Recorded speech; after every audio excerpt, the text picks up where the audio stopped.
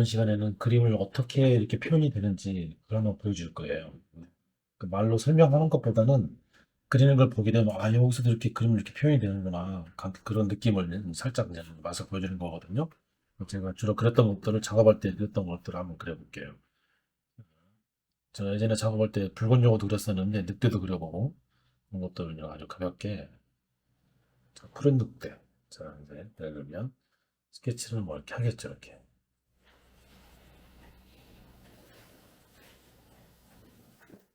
바로 이렇게 막 그려나가는 거예요.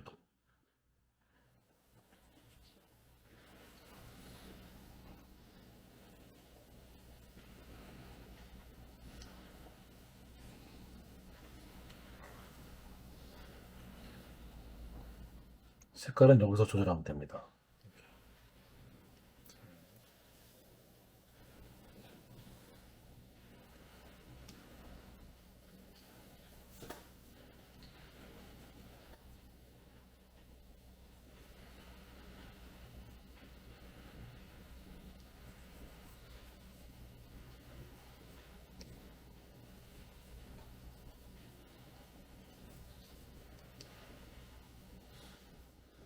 지금 그리는 거는 좀 더 프리하게 손을 막 쓰잖아요. 그죠? 그럼 알겠지만 이렇게 막 칠하면서 마치 그 색연필이나 오일 파스텔로 하듯이 이렇게 새롭게 칠하는 거예요.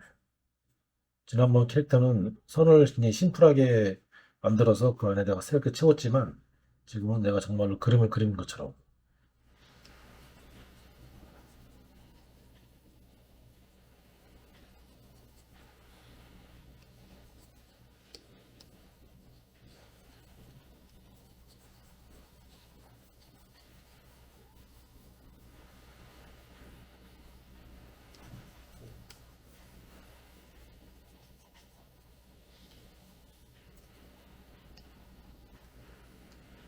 자, 여기 이 바가 있는데 이를 움직이면 이 확대를 했기 때문에 뒤 안 보이는 화면을 지금 보이게 하는 거거든요. 이렇게 축소를 하면 전체가 다 보이겠죠. 이렇게 해주면 그죠? 이렇게 약간 확대해서 해서 그림을 또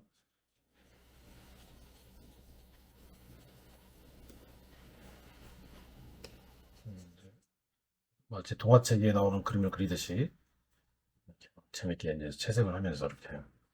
지금 쓰는 선은 좀 더 그림이 이렇게 하면 재밌게 그림을 그릴 수가 있어요. 왜냐면 선 자체가 딱딱하지 않으니까 틀려도 틀린 것 같지 않고 그전에는 이 밑그림을 그려가면서 다시 또 위에다가 또 정확한 그림을 이제 스케치를 했지만 지금은 밑그림을 막 그리는 게 아니라 이렇게 이런 식으로 드로잉을 하는 거, 드로잉 막 그리는 것처럼.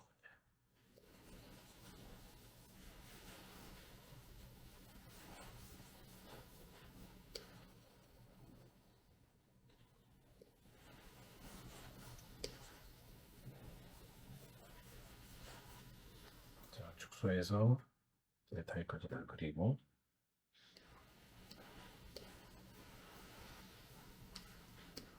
이런 그림이 또 재밌게 또 그림을 또 그릴 수 있는 요소가 또 있죠.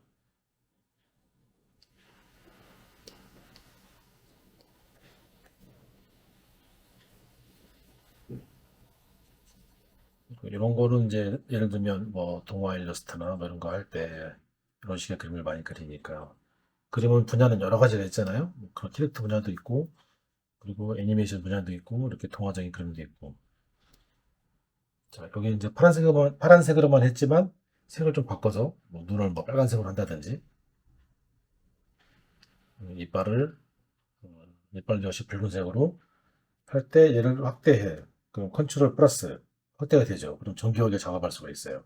자, 더 크게 하면 더 크게 되는 거죠. 클수록 작업이 정교해져요. 그러면 브러쉬 사이즈가 커지니까 사이즈를 줄여줘요. 여기 누르고 이걸 눌러주면 사이즈를 이렇게 줄일 수 있어요. 이 작아진 얇은 붓으로, 펜으로 이빨을 이렇게 그려놔서.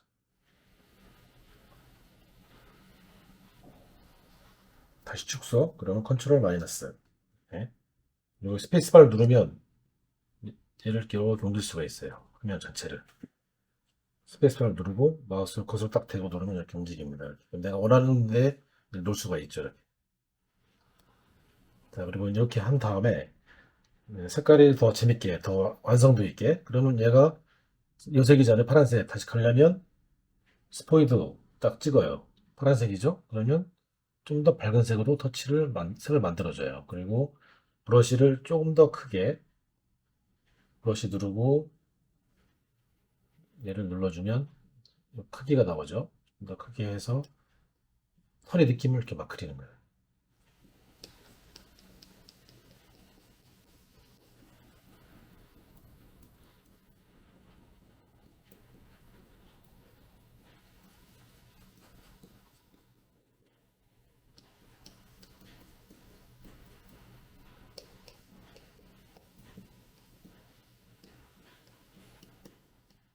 자, 이런 그림의 스타일은 이렇게 딱 볼 때는 저건 나도 할 수 있겠는데 생각 들 수도 있죠. 왜냐면 어렵게 그리지 않았으니까 그림 자체가 되게 편하잖아요.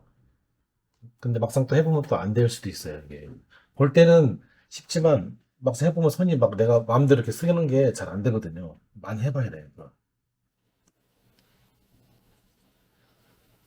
자, 이렇게 그리면 요거 이제 얘가 동물 하나 캐릭터 늑대가 나왔잖아요. 자, 이게 하나가 딱 됐으면 사람은 뭔가 하나를 그리면 이게 주변을 뭔가 또 그릴 수 있는 그 그러니까 상상이 자꾸 되거든요.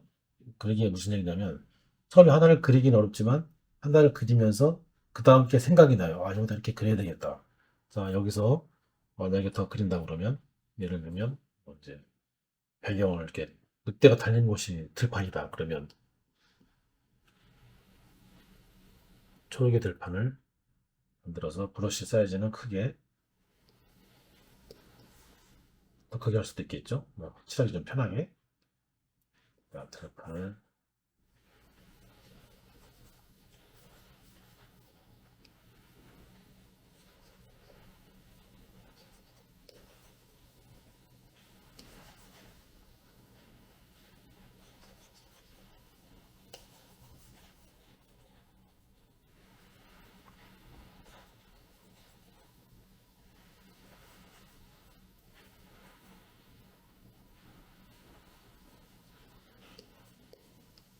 일단 쭉 칠하고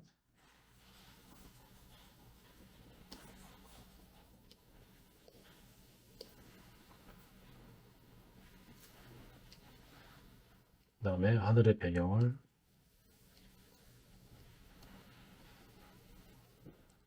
여기에 보면 브러쉬에 보면 여러 가지 브러쉬 툴이 있거든요. 뭐 이런 것도 있고 느낌이 약간 달라요. 한 번씩 다 써보면 알겠지만 전부 다 알려줄 수는 없지만 쓰는 방식은 다 똑같아요. 그 성질이 달라요. 성질이 붓의 성질이. 자, 요게 만약 요걸로 쓰잖아요. 그러면 자 이렇게 막 이런 제가 말한 성질이 단다는 바로 이런 걸 말하는 거예요. 거친 선으로 이어지는 선.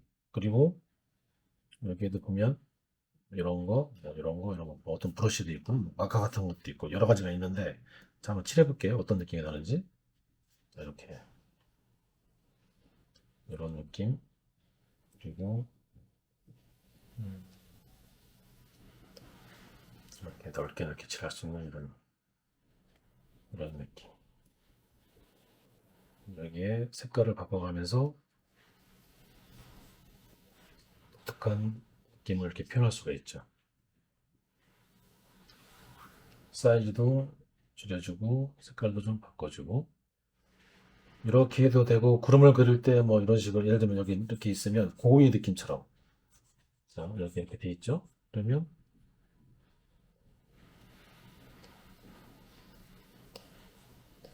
고우가 그린 그런 하늘처럼 이렇게 표현할 수 있겠죠. 이런 터치로.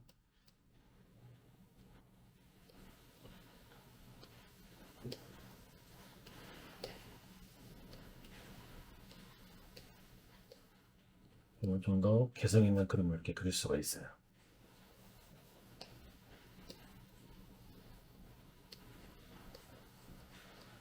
마치 하늘이 늑대가 달릴 때 하늘도 같이 막 움직이는 같은 느낌의 표현.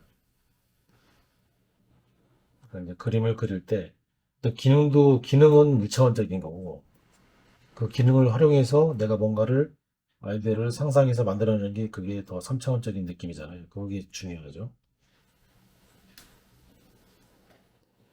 그런 걸 하려면 기능을 알아야 그걸 표현할 수 있는 거니까 충분히 기능을 익혀야 됩니다. 자, 이렇게 해주면 하나의 작품이 나오는 거예요. 이렇게.